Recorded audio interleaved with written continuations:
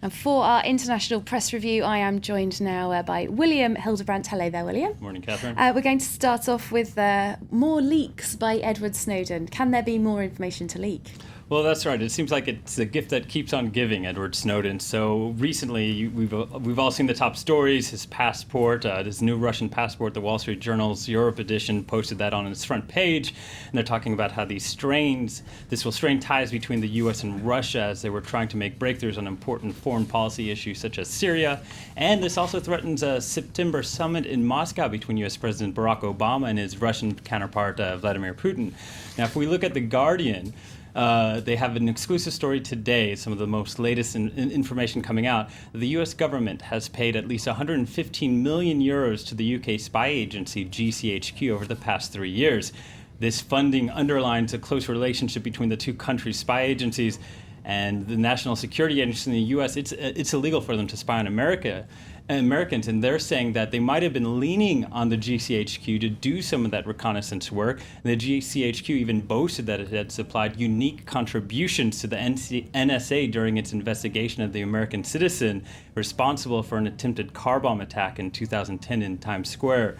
Now, British ministers have denied that the GCHQ is doing dirty work for the NSA, but the documents reveal that Americans were particularly attracted to the UK surveillance laws, and it also has raised a lot of concern within Britain about if the British spy agency is leaning too heavily on Americans, if they're becoming dependent and losing some of their own authority because of that. Okay, taking that special relationship a bit too far, perhaps. Yes. Well, we're going to move on to another story that we've been covering a lot in our news bulletins.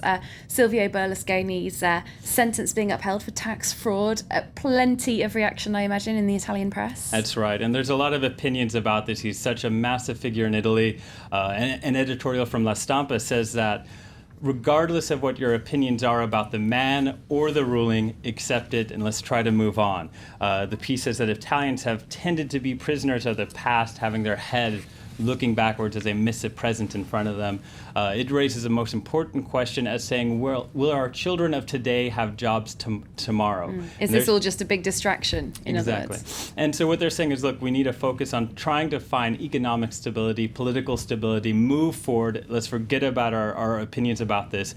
This has been done. Let's move forward. Now, this is contrasted with an editorial piece in La Repubblica. This is Italy's most widely read paper, and they're saying that the big story isn't the ruling or that the sentence was upheld, but rather that there's now a clear division between the justice system and politics, and so that it's a proof that Italy can in fact mete out justice, and the ruling judges were fully aware at the time that they would become targets of the right.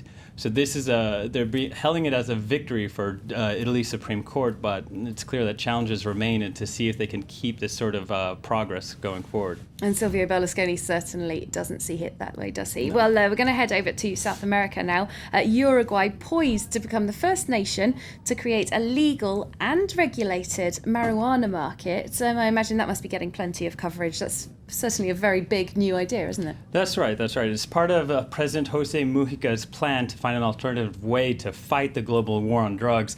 We take a look at these two papers in Uruguay. On the left, it says that his party has opened the door to fighting the war on drugs. And on the right, FASO is a Spanish slang term for marijuana. FASO controlado, essentially saying that now it's going to be a controlled, regulated marijuana market.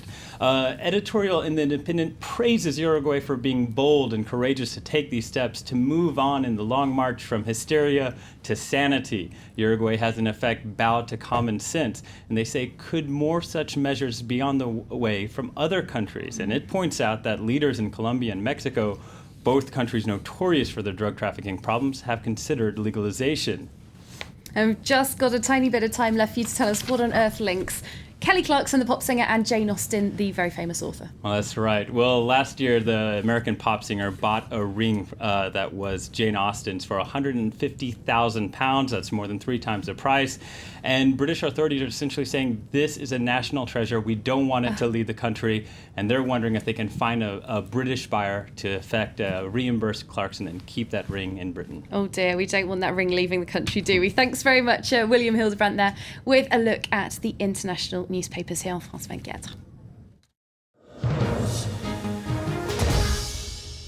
And that's it from us here in the newsroom. Thanks very much for being with us. And do stay tuned to France 24. Plenty more news coming up.